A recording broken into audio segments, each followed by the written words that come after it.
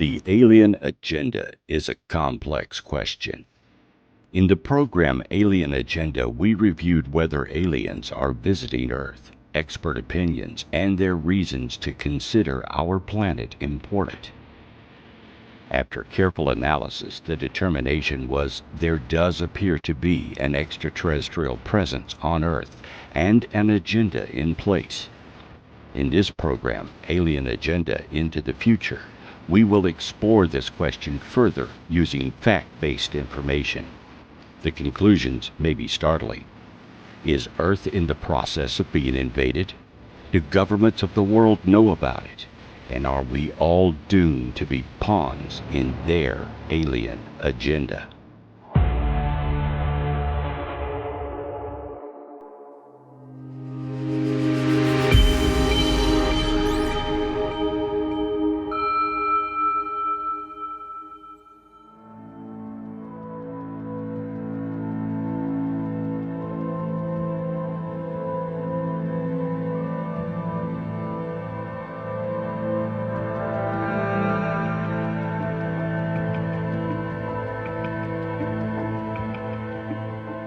The Earth contains a multitude of unique minerals, life, and liquid water.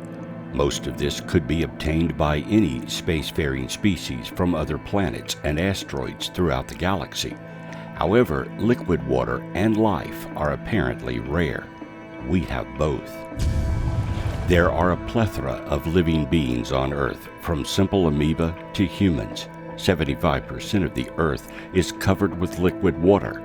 Our world has an atmosphere and temperature to sustain a variety of species, as long as they are carbon-based and as long as they breathe oxygen. This makes the Earth a perfect target. Any species looking to colonize, conquer, or explore would find our Earth irresistible. It's a one-stop shop for everything you would need. Though we do not take care of it as well as we should, it is our only home, and we depend on its resources for our own existence. Other worlds may have water in the form of ice, but an alien species would have to expend their own resources to mine, gather, distill, and turn the ice into drinkable water. The same is true with any minerals they may need.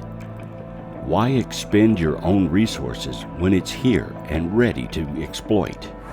Why gather it yourself when a perfectly pliable human race is here, ready to be conquered and can do the work for you? Why go looking for it across a vast galaxy, searching planet to planet for everything you need, when you can come here and easily get anything your species may require?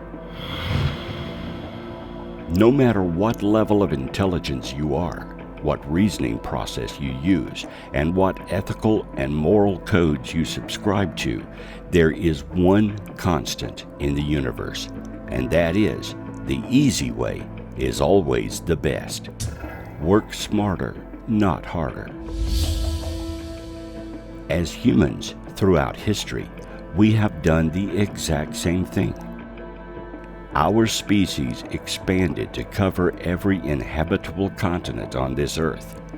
We have enslaved, conquered, had our slaves fight and do the work for us, and wiped out whole cultures and nations during our growth. We ourselves have been the aliens in a new world, spreading out, colonizing, killing, and ultimately controlling various populations around the planet. And we continue to do it. If they have something we want, we take it and push them out into reservations, or worse, exterminate them.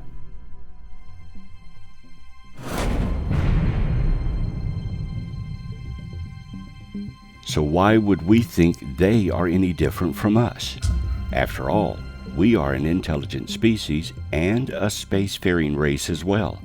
We are competitive, resourceful, and driven to explore, invent, and expand.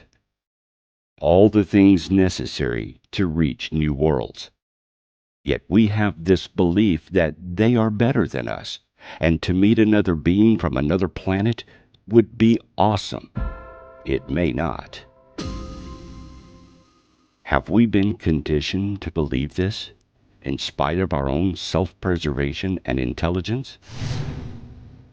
As humans, we tend to think of aliens as angels, benevolent beings who will come to save us, give us technology, cure our illnesses, and be our wonderful space brothers. We don't want to consider the alternatives. Why? Our own history began at a time when the earth was inhabited by a multitude of plant and animal life, and only one upright bipedal species, the Neanderthal. These cavemen were only beginning to grow and explore. Then something happened. Humans, just like us, began to appear on Earth. Suddenly, humans were present, and today's scientists refer to this as the missing link. Somehow we either were brought here or were made using the DNA of Neanderthals or something else. When humans appeared, their brains had the capacity to think, learn, and grow. Those early humans were no different from us today.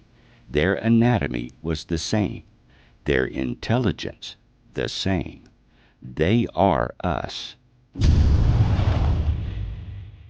Various belief systems around the world have stories, myths, and legends as to how we arrived, from Adam and Eve to Native American legends that we came from beneath the earth. But in every story, in every legend, we humans came from somewhere else. We are not indigenous to this planet. So, how did we get here? If we examine our own recorded history and seek the earliest explanations via our own writings, we find that there was recorded history that explains this. This history was recorded by the Sumerians. The Anunnaki are a group of deities of the ancient Sumerians, Assyrians, and Babylonians.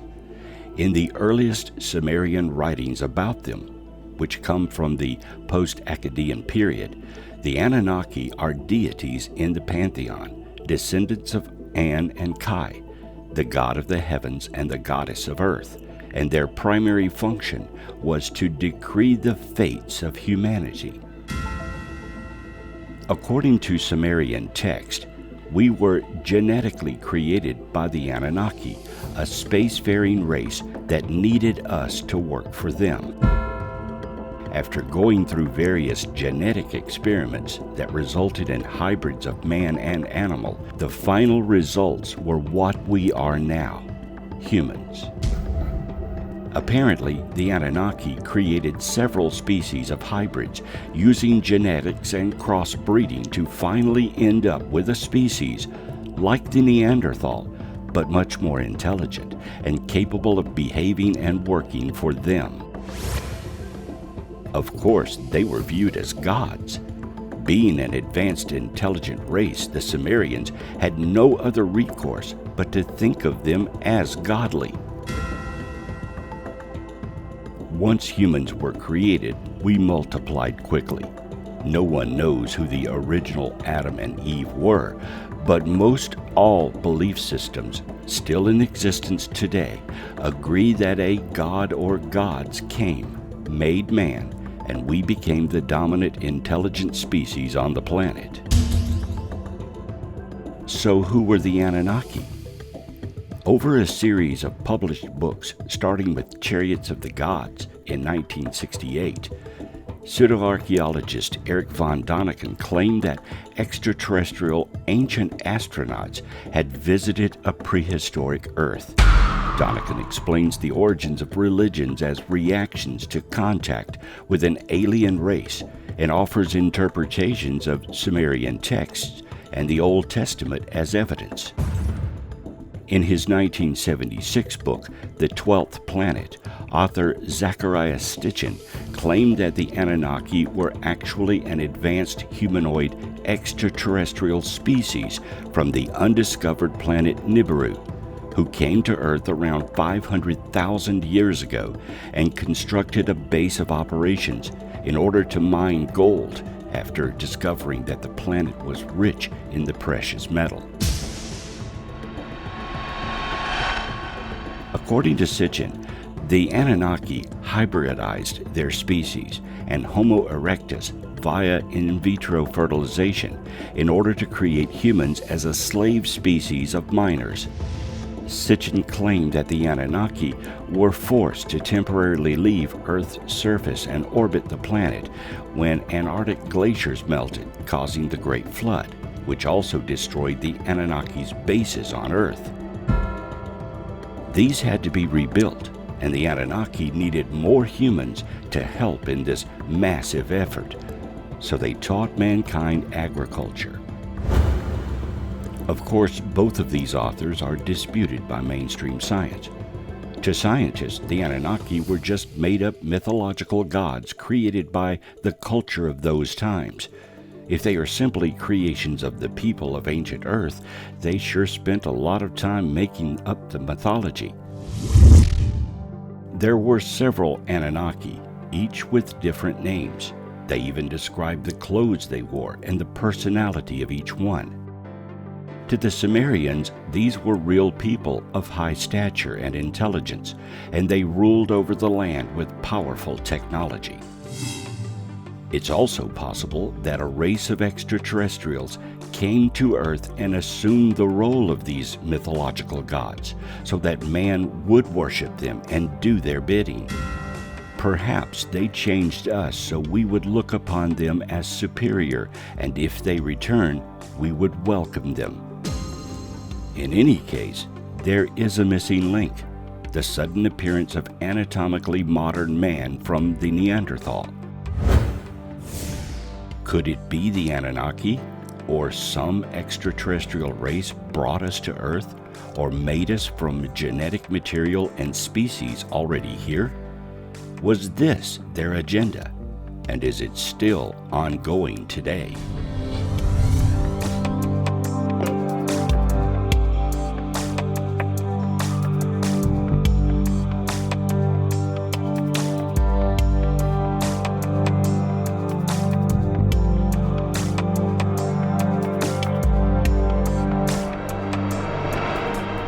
Throughout history, references to ET are actually quite common, from frescoes and paintings in the Middle Ages to reliefs of alien craft, and even aliens themselves appear within the pyramids of Egypt, as well as other monuments around the world.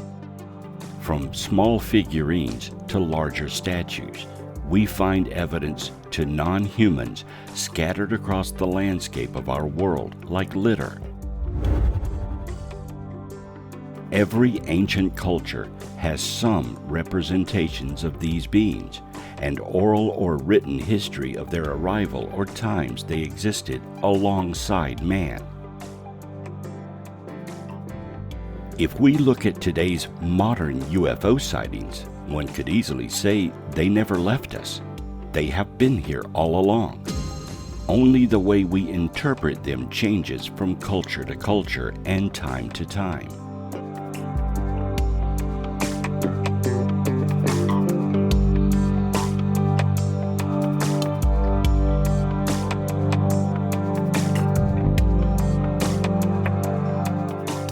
In our world today, we look at technology to determine intelligence.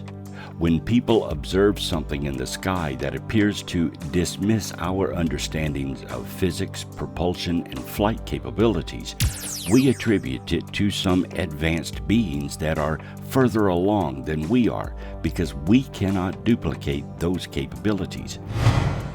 We don't necessarily subscribe godly powers to these beings, only that they appear to be more advanced. Our modern cultures interpret within the guidelines of our science, so appearing as gods to us might not work today, but appearing as advanced aliens would, and therefore we are still in awe of them. It's entirely possible that this is part of their agenda as well. We have our religious beliefs and would resist strongly if they came and tried to appear as our deities. Add to this, there are several major religions around the world, each unique and different, it's unlikely they could appear as all of them and influence us into doing their bidding. Therefore, actual direct and open contact with us would not be part of their agenda. Remaining covert and elusive would work, and they could come here, take a few humans, do their genetic research, and do with it what they please with no effect on our cultures at all.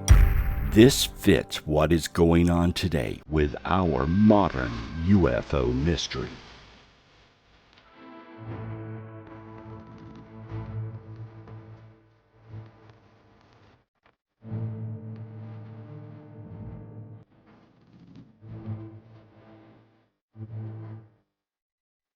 The modern UFO mystery began with Foo Fighters seen by pilots during World War II, the apparent crash of a UFO near Roswell, New Mexico, and the beginnings of reports of alien abductions. Betty and Barney Hill were an American couple who claimed that they were abducted by extraterrestrials in a rural portion of the state of New Hampshire from September 19th to 20th in 1961. The incident came to be called the Hill abduction and the Zeta Reticuli incident because of a star map shown to Betty Hill could possibly be the Zeta Reticuli system, according to some researchers. The Hill case is one of the most extensive UFO abduction cases researched and studied. It has been validated in many ways, from physical evidence, hypnosis, astrological research of the map Betty described, and other methods. During their abduction, Betty revealed two important and startling things. One was the star map itself, and the other was a pregnancy test she underwent, conducted by the aliens. According to Betty, the aliens performed this pregnancy test on her. As she described it, this type of test would not be invented until much later. Taking genetic material from a subject is consistent with modern and ancient accounts of ET. The star map she described would not be discovered as real actual stars until 1969, in the arrangement and alignment she drew. There is no way Betty could have known of this specific star pattern in 1961, nor a genetic method to procure ovum specimens for a pregnancy test, as she called it. This test would not be invented until years later, and not put into practical use till much later. As far as we know, we are the only human race in the universe. Surely there are other species, but if we were genetically created centuries ago, then we would now be unique to Earth. This holds true if we evolved here as well. Our biology has adapted to this planet over the eons we have lived here. That fact alone makes us another specific commodity that can only be found here on this planet. We, as a unique species, would be an important factor if an alien race were searching the galaxy for potential resources. As we explore the testimony of various alien abductees, we find that these aliens appear to be very interested in our biology. Almost all abduction cases mention or are centered around our specific anatomy. Many alien abductions seem to be centered around the creation of alien hybrids. Could the genetic creation of humans still be going on? Could aliens now be harvesting genetic material from us, a species made for this purpose? Or are aliens of different races simply taking yet another resource unique to our planet? Are we the major commodity of Earth?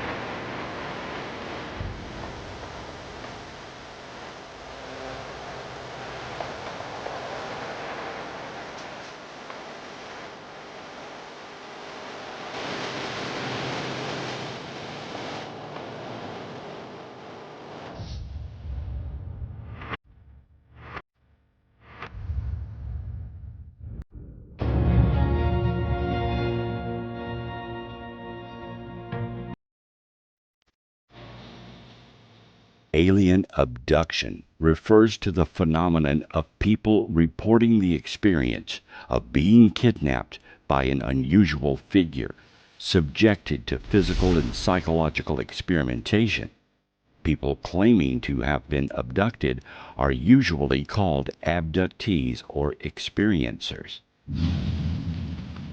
Typical claims involve forced medical examinations that emphasize the subject's reproductive systems. Abductees sometimes claim to have been warned against environmental abuses and the dangers of nuclear weapons, or they have been engaged in interspecies breeding. Reports of the abduction phenomenon have been made all around the world, but are most common in English-speaking countries, especially the United States. However, there is little doubt that many apparently stable persons who report alien abductions believe their experiences were real.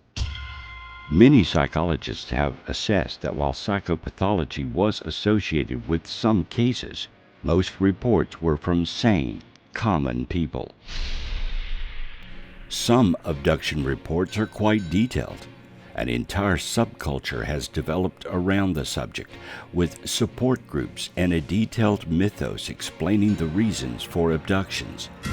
The various aliens, greys, reptilians, Nordics, and so on, are said to have specific roles, origins, and motivations.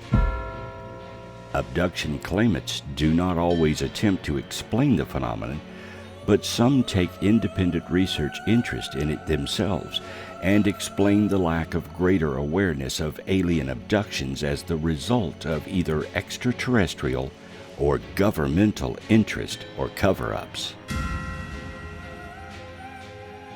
Researchers David M. Jacobs and Bud Hopkins argue that there was an elaborate process underway in which aliens were attempting to create human-alien hybrids, the most advanced stage of which in the human hybridization program are known as hybrids, though the motives for this effort were unknown. There had been anecdotal reports of phantom pregnancy related to UFO encounters at least as early as the 1960s, but Hopkins, and especially Jacobs, were instrumental in popularizing the idea of widespread systematic interbreeding efforts on the part of the alien intruders. The precise number of alleged abductees is uncertain. One of the earliest studies of abductions found 1,700 claimants, while contested surveys argued that 5 to 6% of the general population may have been abducted. UFO and alien-related conspiracy theories emerged in far-right politics from the 1980s onward till today. Most people alleged alien abductions report invasive examinations of their bodies, and some ascribe psychological trauma to their experiences. One procedure reported occurring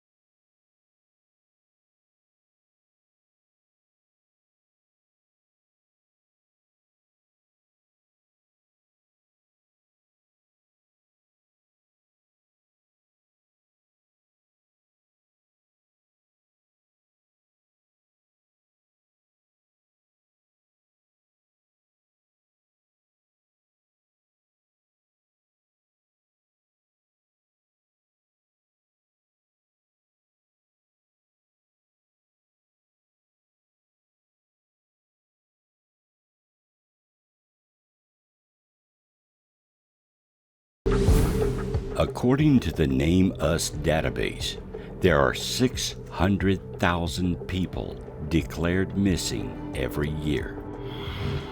Alongside that statistic, there are 4,400 unidentified bodies discovered every year.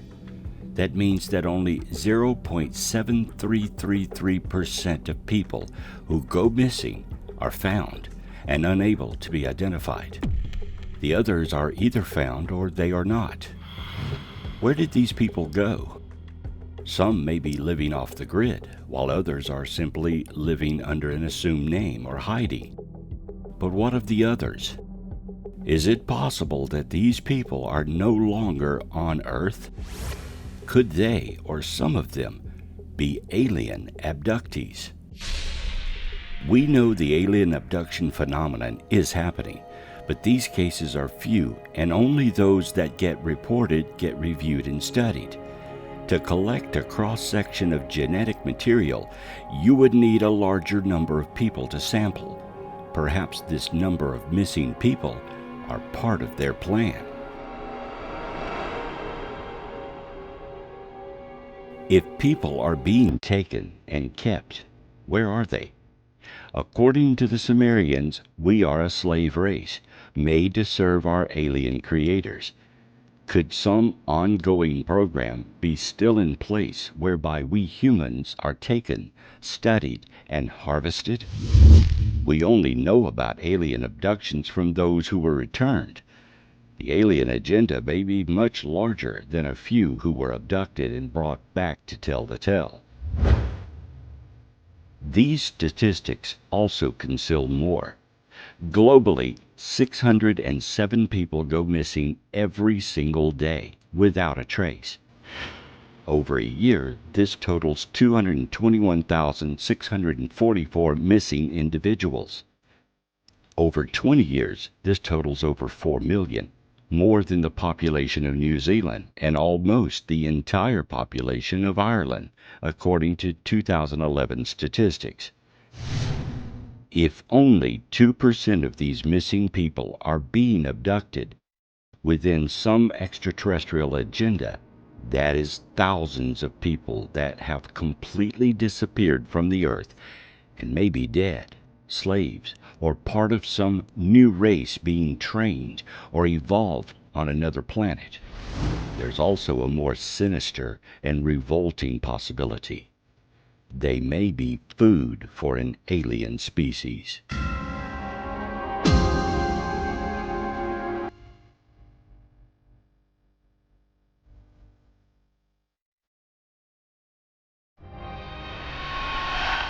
Is it possible that we humans may not be considered intelligent and we are little more than cattle for them?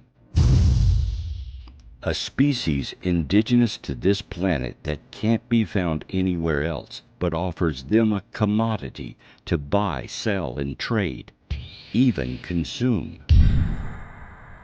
We view intelligence based on a species' ability to create. What if they don't? The alien mind may be very different from our way of thinking. For example, if the aliens view intelligence based on self-discipline rather than creativity, then we lose hands down every time. Humans are flamboyant, competitive, warlike, cruel, and destructive. We build great architecture, then blow it up in a conflict. We create music, art, and paintings, but do little to preserve it all.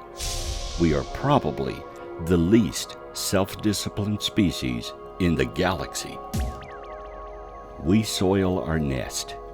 We do not take care of the planet we live on, polluting every river, stream, and all the oceans. We eat toxic food and contaminate the good food we could eat with pesticides. And we appear to love conflict and war. On any given day, there is a war happening somewhere on the planet. We fight for, then squander our resources. If they consider intelligence by some other criteria, such as self-discipline, we would appear to them as no more than a lower life form. or maybe even unintelligent.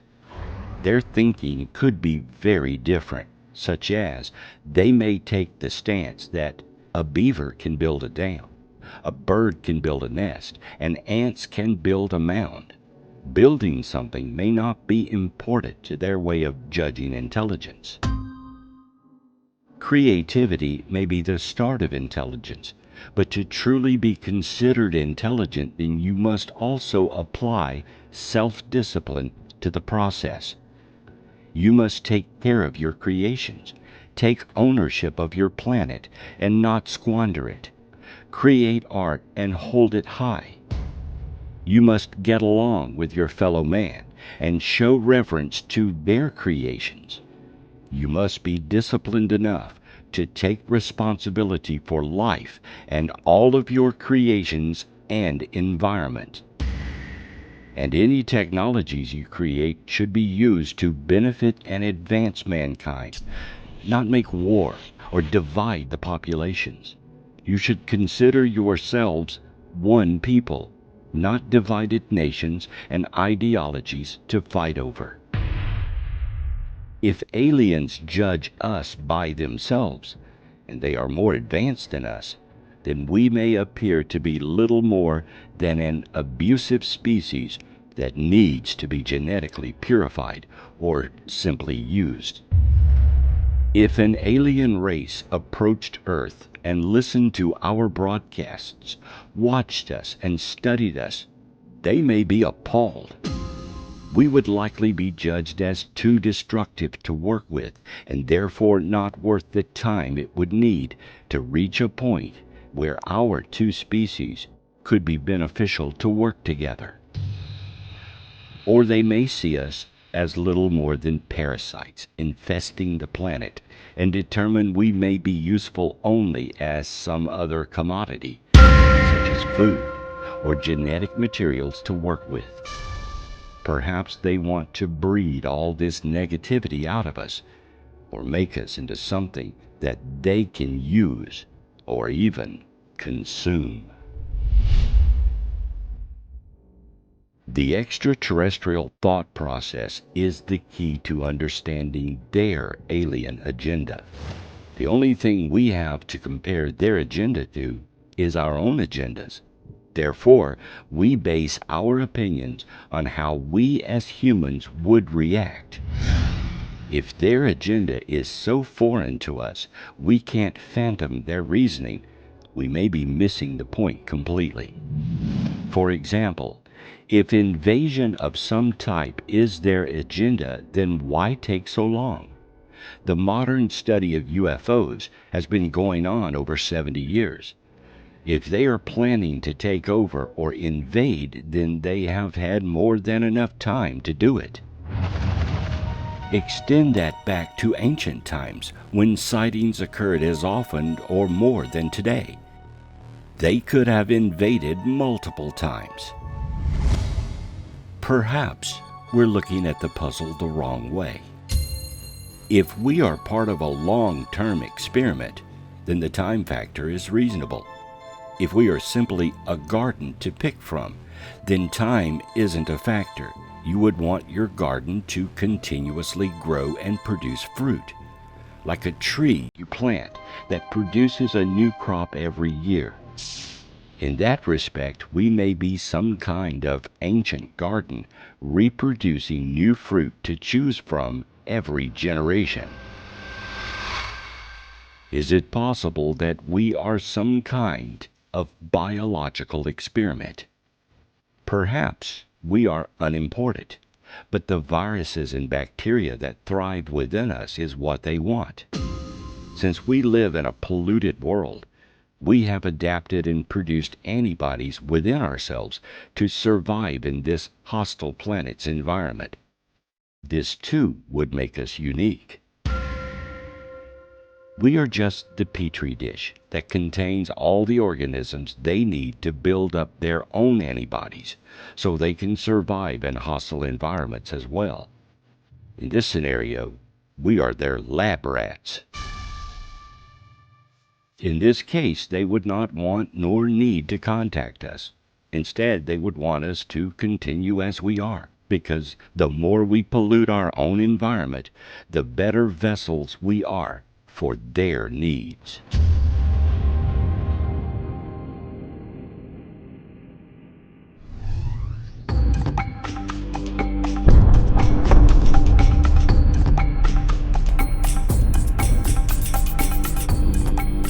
The world's first nuclear explosion occurred on July 16, 1945, when a plutonium implosion device was tested at a site located 210 miles south of Los Alamos, New Mexico, on the plains of the Alamogordo bombing range. The code name for the test was Trinity. Hoisted atop a 100-foot tower, a plutonium device called Gadget detonated at precisely 5:30 a.m. over the New Mexico desert, releasing 18.6 kilotons of power, instantly vaporizing the tower and turning the surrounding asphalt and sand into green glass. Seconds after the explosion, an enormous blast sent searing heat across the desert, knocking observers to the ground. Reports from witnesses came from as far as 200 miles away. A forest ranger 150 miles west of the blast said he saw a flash of fire, an explosion, and black smoke. An individual 150 miles north said the explosion lit up the sky like the sun. The success of the Trinity test meant an atomic bomb could be used by the U.S. military, and it marked the start of the atomic age. The EMP, or electromagnetic pulse, from this detonation would have traveled at the speed of light throughout the solar system and beyond. It would mark a definite change in our technology at the time. Any spacefaring race would have easily picked it up, especially if we were already under close scrutiny at the time. The radiation would be evident, and they would know that we now have a devastating new weapon in our arsenal. This event alone would be cause for more intense investigation and observation by alien species interested in us and our planet. The explosion of a nuclear device also marks the modern study of UFOs, because it was at this time more and more UFOs began to be reported and observed throughout the United States and around the world. A steady stream of recorded sightings have continued since 1947. It is likely we had already been under observation for a very long time. However, this one single event would change everything. It would appear we got their attention.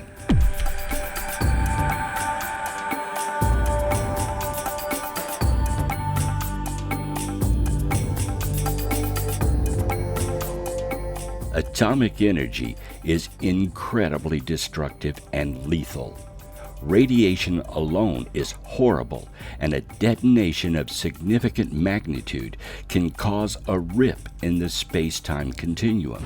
It produces high-energy radio bursts that affect electronics and can kill instantly. And we humans were playing with it like some new and exciting toy. Indeed, soon after the initial explosion tests, we dropped 2 devices on cities in Japan. To this day, we still do not fully understand nuclear power, but like any new discovery, we are quick to use it with no regard to how lethal and enormous its effects can be. Only now we are beginning to understand how this invention can affect space and time itself, long after it has already been used to power our world. We are still learning how to contain it and use it responsibly. Chernobyl, 3 Mile Island, and Fukushima are examples of our misuse and inability to contain this awesome and powerful material. Since 1950, there have been 32 nuclear weapon accidents, known as broken arrows. A broken arrow is defined as an unexpected event involving nuclear weapons that result in the accidental launching, firing, detonating, theft, or loss of the weapon. To date, 6 nuclear weapons have been lost and never recovered. What do you think the extraterrestrials would think of this new element introduced into the hands of a species that can't get along with each other, not to mention them? A species with no self-discipline, no regard for health, and no interest in responsibility.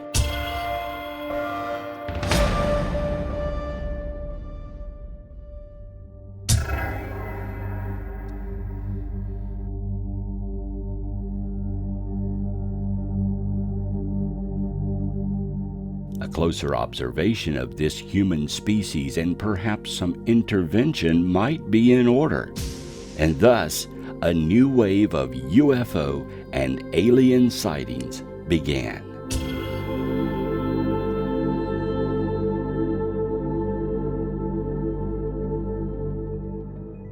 As soon as we developed nuclear capabilities, we began using it. Nuclear bombs, nuclear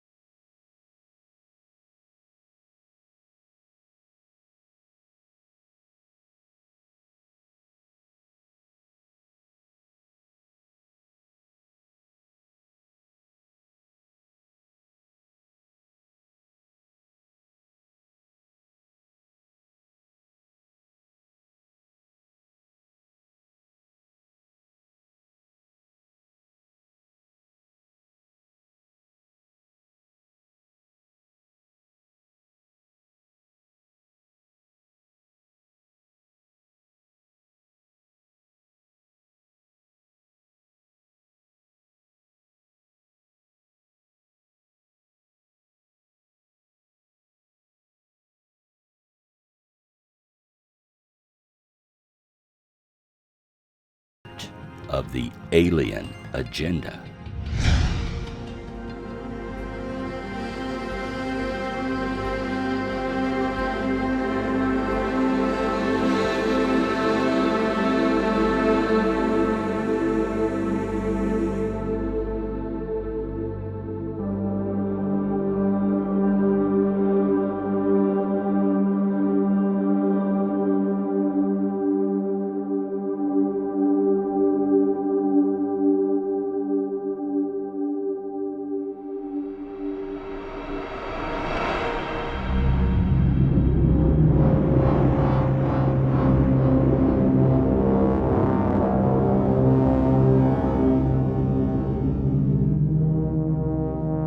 It is very likely that there isn't one single alien race interested in us. The alien agenda may not be a single plan. It may be multiple plans from many different races. Some of these agenda may be for our benefit, while others may be malevolent. From our point of view, it is difficult to tell the difference. If this is the case, then there may be disputes among the aliens as to just what to do with us. Leave us alone and let us sort it out ourselves. Intervene and try to educate us. Or just simply wipe us out as a terrible experiment that can't be saved. We may not be considering that our behavior is being debated in some cabal out there that will ultimately decide if we have a future or not. Perhaps we are being given a chance to redeem ourselves, or plans to remove us from the galaxy are being determined. There could also be different agendas that are independent to each race, and they are not working together, but simply carrying out their own agendas with their own individual purposes. If the story of the Anunnaki is true, then this may have been planned all along. They want to see how far we will advance. Perhaps they expected us to develop atomic and biological weapons, just to see what we would do with them. Perhaps they have been keeping track of our progress for centuries, and this is just one of many developments along the way toward our eventual growth as an intelligent race. Or perhaps this inevitable outcome was just what they wanted. A race of humans ready and willing to fight and develop horrible devices to kill, maim, and utterly destroy anything that they are told is wrong. The ultimate soldiers? Beings they can unleash on their enemies with no regard to culpability? We certainly fit that bill. Humans will fight over almost anything. However, if we are a work in progress, then they may think this is a natural and normal part of our growth. Perhaps we will eventually work out our negative idiosyncrasies, begin to take better care of our Earth, and become a viable and benevolent race of star-traveling peoples ourselves. Could this be the plan? Let us go through all the hard times and the difficult experiences, so perhaps one day we learn from them and can better exist in a universe teeming with a multitude of races and their own particular ways. If humans are to be a spacefaring race, we would need to learn not only to get along with ourselves, but all the different cultures out there, and respect their ways of doing things. Perhaps the aliens are not the problem. Perhaps the problem is us.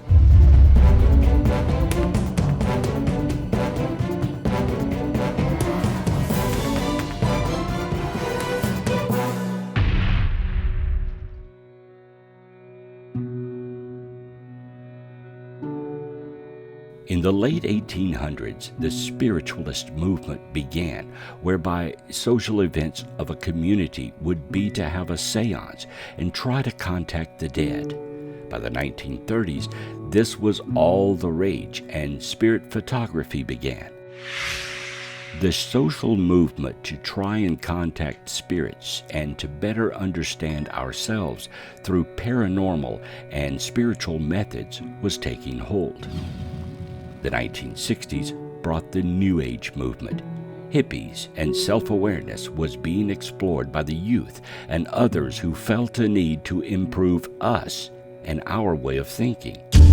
Since then, we as humans have been moving deeper into a spiritual understanding of ourselves and the cosmos.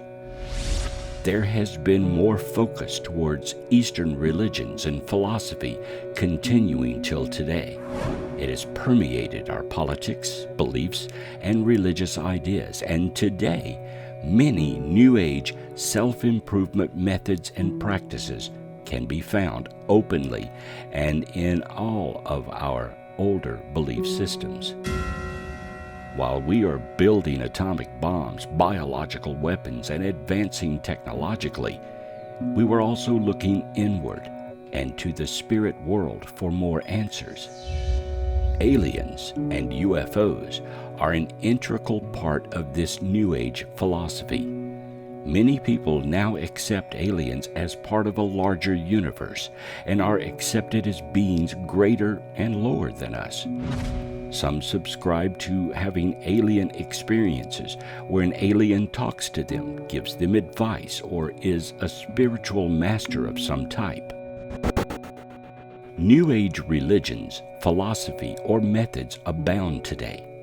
more and more people equate aliens to angels and guardians or spiritual masters.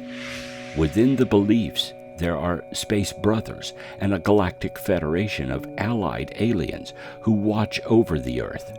Some believe they receive messages from these aliens and are given predictions to what is coming for mankind. One of the most striking innovations within contemporary North American spiritualism is the adoption of extraterrestrials as spirit guides by some contemporary spiritualists. It is here that the New Age fascination with extraterrestrials and UFOs has taken on a uniquely spiritualist form. Extraterrestrials have come to represent for many spiritualists the successful achievement of the ultimate spiritualist goal, the union between spirituality and science. Extraterrestrials are seen as spiritually superior to us because their science exceeds our own. Their science is perceived superior because it incorporates recognition of spiritual truth. Consequently, within the North American spiritualist contest, the adoption of extraterrestrials as spirit guides can be seen both as rationalization of spiritualist belief through a strong idealization of science, and as a critique of orthodox science for ignoring the spiritual realm. As with all religions and beliefs, there is a light side and a dark side. The Space Brothers are benevolent and are trying to help mankind, but there are also draconian empires that have their own agenda and plans for us. Aliens appear to be Nordic or human-like in the Brotherhood, with the Greys as servants or biological robots. The Greys are a lower life form. In the dark side, the draconian aliens are reptilian and either evil or uncaring. Star people, sometimes called indigo children, are a variant of the belief in alien-human hybrids in New Age belief and fringe theory. Introduced by Brad Steiger in his 1976 book, Gods of Aquarius, it argues that certain people originated as extraterrestrials and arrived on Earth through birth or as a walk-in to an existing human body. Reptilians, also called reptoids, Sirians, draconians, or lizard people, are reptilian humanoids which play a prominent role in ufology and conspiracy theories. The idea of reptilians was popularized by David Icke, a conspiracy theorist who claims shape-shifting reptilian aliens control Earth by taking on human form and gaining political power to manipulate human societies. He has stated on multiple occasions that many world leaders are or are possessed by reptilians.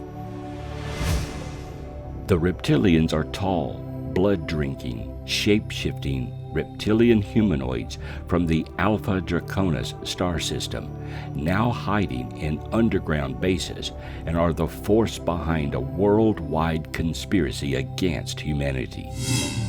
These conspiracy theories now have supporters in up to 47 countries, with seminar lectures to crowds of up to 6,000 people.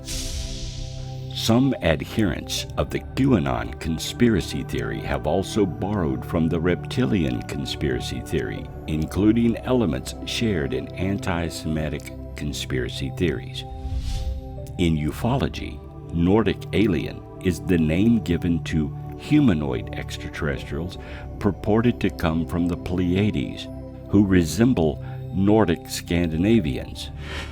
Professed contactees describe them as being 6 to 7 feet tall, with long blonde hair, blue eyes, and fair skin. Scholars note that the study of extraterrestrial visitation from beings with features described as Aryan often include claims of telepathy, benevolence, and physical beauty. If any of this is true, then we have at least two types of aliens with their own agendas observing Earth and its population. Both appear to be interacting with us, either spiritually or infiltrating our governments. There may be others with more sinister plans.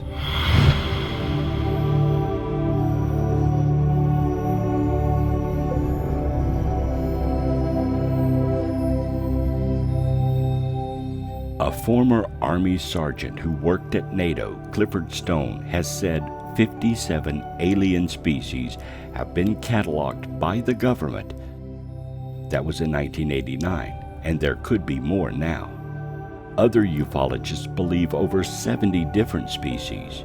However, the government denies this. Like the popular television show Star Trek, there could be a federation of planets and aliens in our galaxy, and we are too primitive to join. Therefore, as in the TV show, they have a non-interference policy and do not contact us openly. All contact with us is done covertly. Abductions and experiments may be part of their covert agenda as they study and determine our level of intelligence, technology, and biology. Something like this seems to be ongoing because to date no aliens have landed and asked to be taken to our leaders. The other possibility is there has been direct contact with our government, and individuals within the government know exactly who the aliens are, have had direct contact, and there are agreements in place whereby they share technology for the rights to take a few humans for their own purposes. Some say this type of agreement has been in place since the 1950s, when President Eisenhower met with them personally. Eisenhower was on a golf vacation in Palm Springs on February 20th, 1954. After dinner that night, he made an unscheduled departure from the Smoking Tree Ranch, where he was staying. The next morning, he attended a church service in Los Angeles. Also that morning, his spokesman announced to the press that he had visited a dentist the previous night because he had chipped a tooth while eating a chicken wing at dinner. Instead, Eisenhower was diverted to Edwards Air Force Base, where he met with two ETs with white hair, pale blue eyes, and colorless lips. They had concerns about our nuclear program.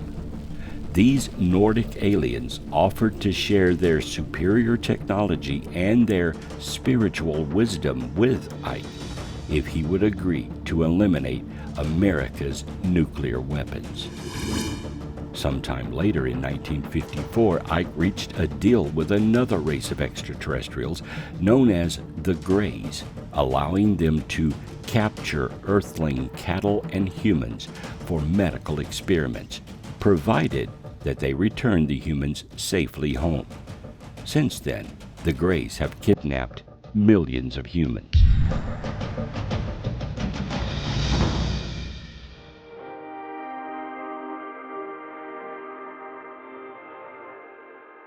Of course, the government denies this story and says researchers can't account for where he was that night. Many ufologists aren't buying it, and they think he did meet on 2 occasions with extraterrestrials.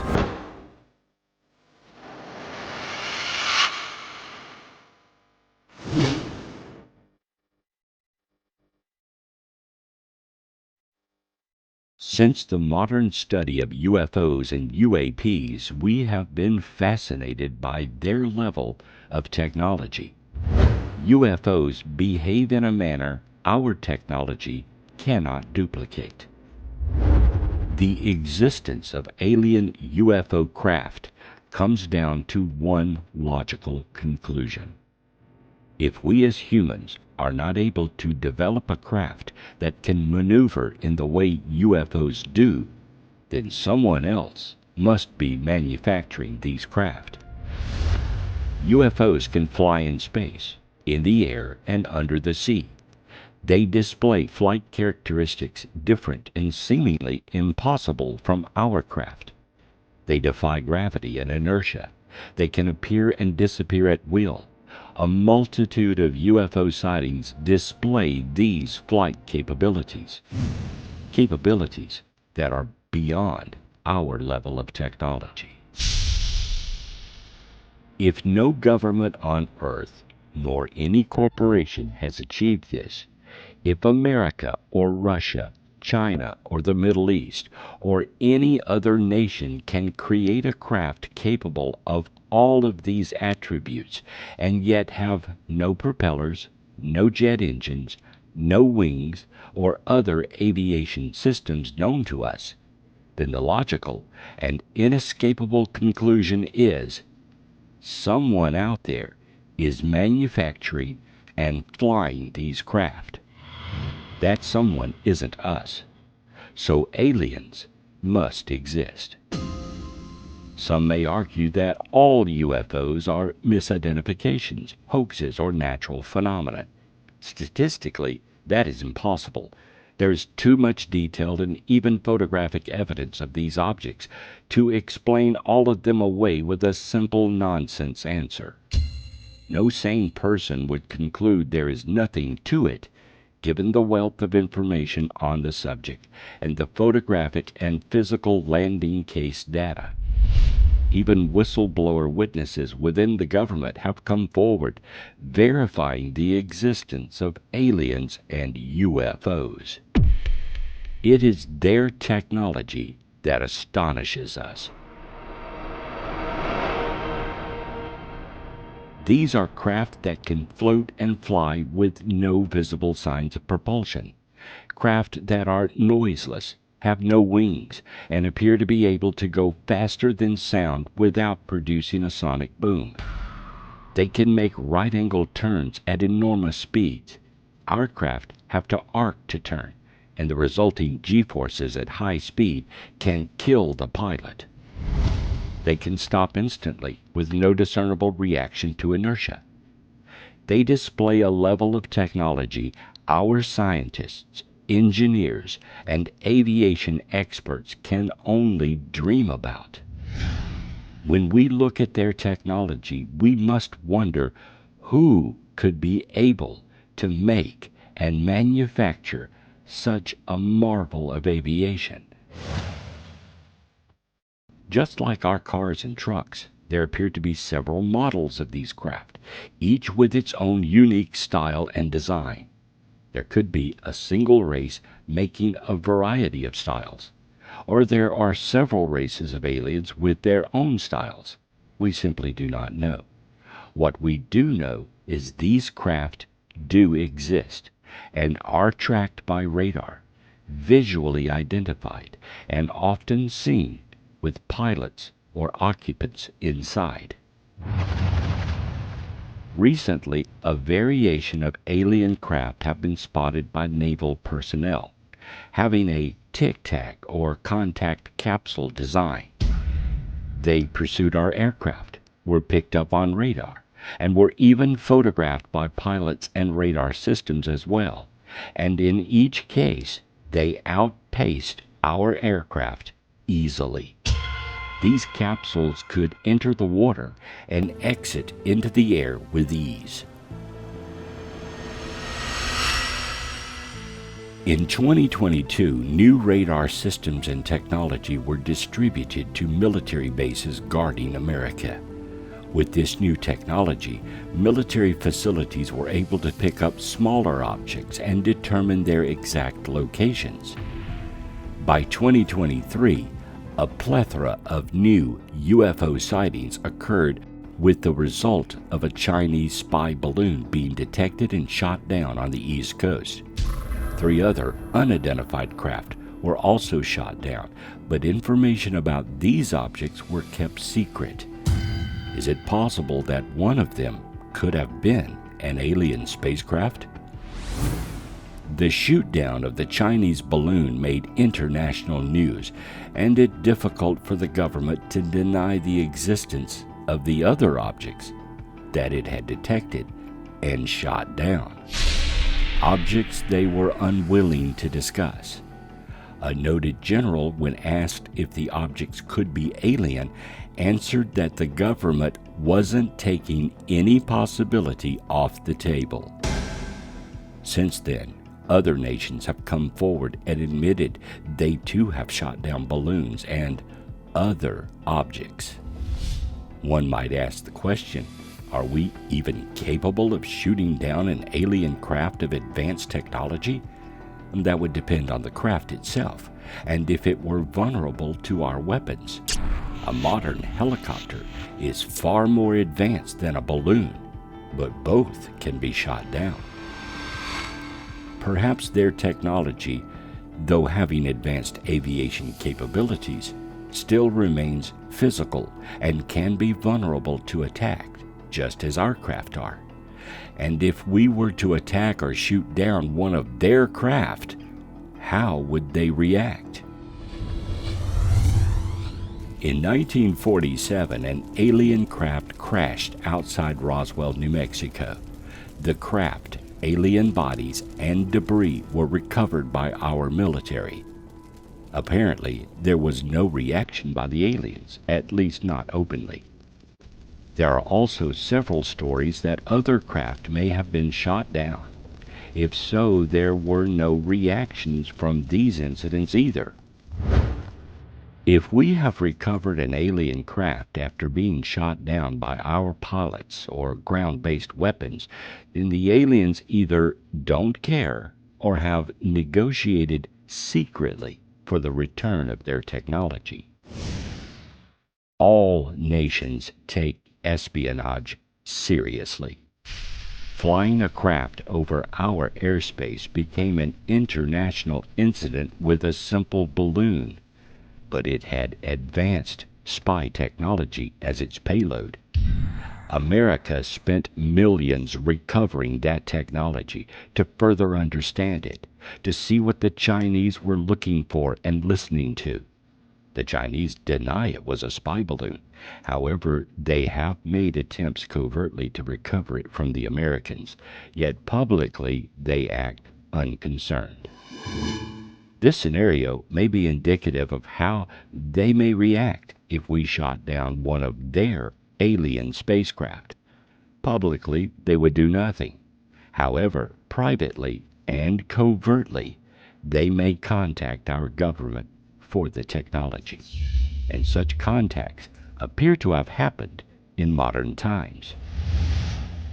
If we do have classified channels in which our government and aliens can contact and negotiate with us, such channels would be very useful for both parties. It would allow both of us to exchange information, even technology, with no other nation or the public being the wiser. Is it possible that some of us, perhaps those in high government, are in on the alien agenda? Could we as a nation be part of this agenda, even supplying the aliens with what they need while we are getting something in return? Could government officials be selling out mankind for their own agenda?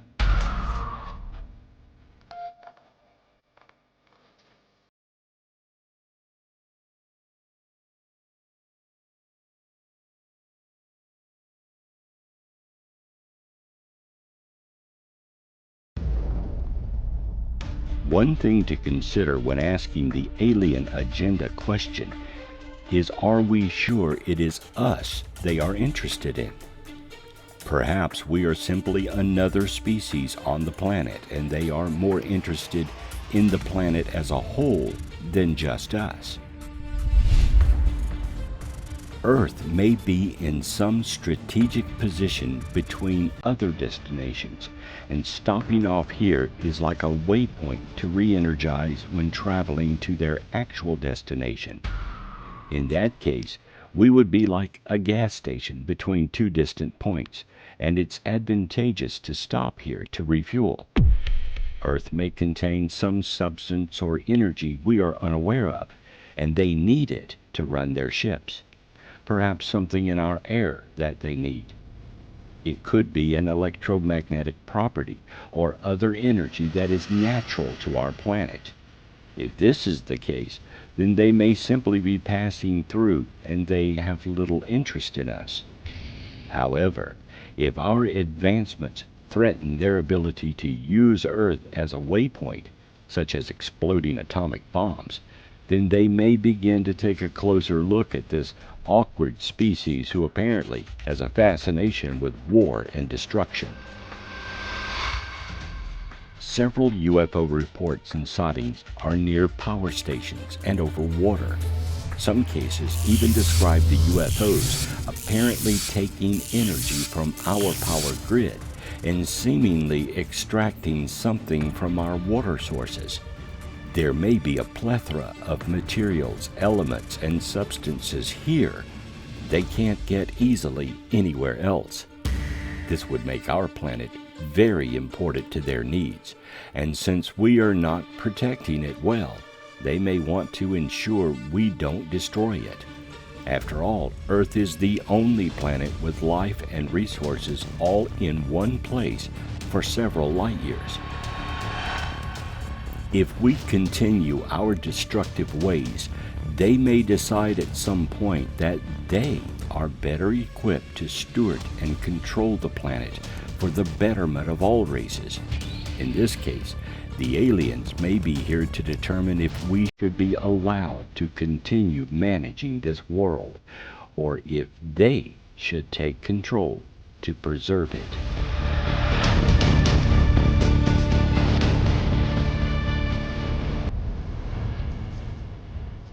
There are many alien abduction cases where the abductee is shown destructive images, nuclear holocausts, and environmental disasters.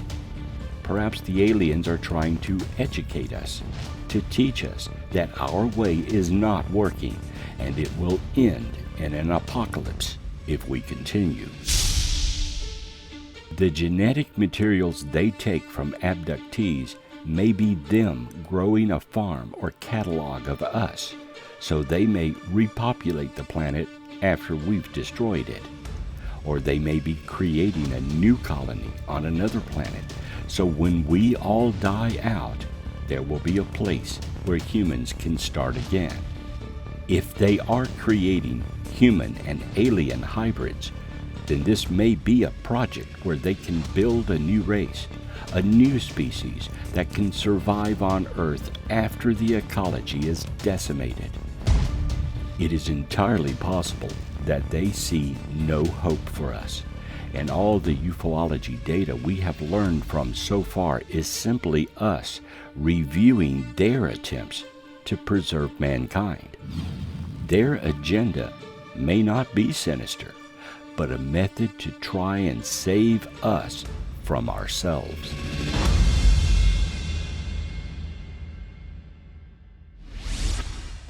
The aliens may be holding on to the genetic material they collect in order to repopulate the Earth with a new breed of humans, perhaps better, that will live and grow here after our generation has depleted the planet of its natural environment. Indeed, this may be an ongoing process that began with the Anunnaki and is continuing today. We could be a next generation of humans that were brought here from another world. We eventually destroyed, and we are now doing the same on Earth. When the Anunnaki made us, we could have been made from genetics they took from another world and have implanted us here to grow and multiply to see if we would do it again. We could be a failed experiment, or one that needs adjusting so it can be done again on another world when we finally destroy ourselves. Or they may be waiting and hoping that this time around we learn and stop our destructive behavior. We could be their last hope.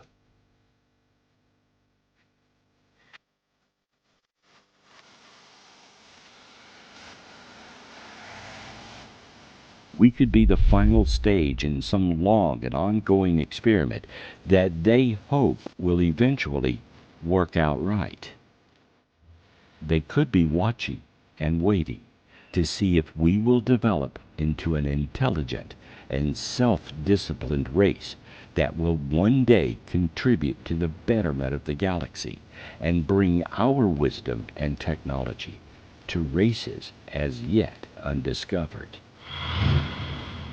The alien agenda may be their attempts to wean out our destructive behaviors and build a new human that takes responsibility and can reach out into the galaxy with love and understanding. We could be their future and their legacy.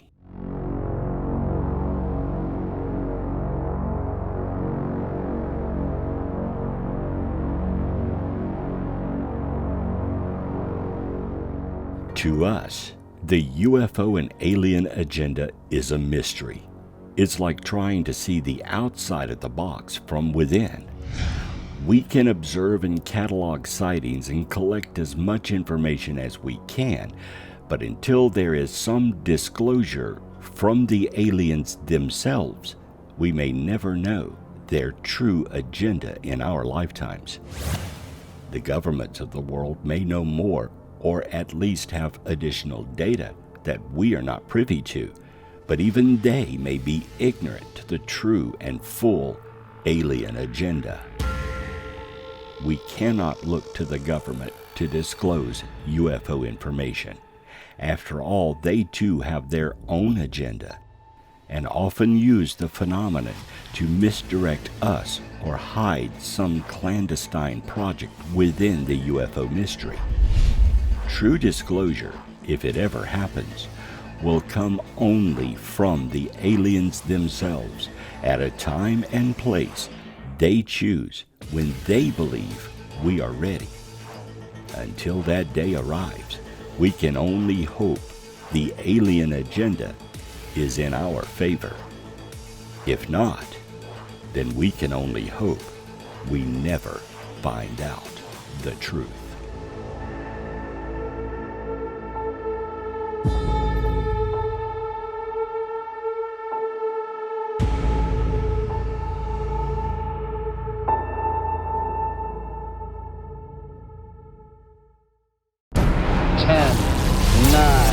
Ignition sequence start.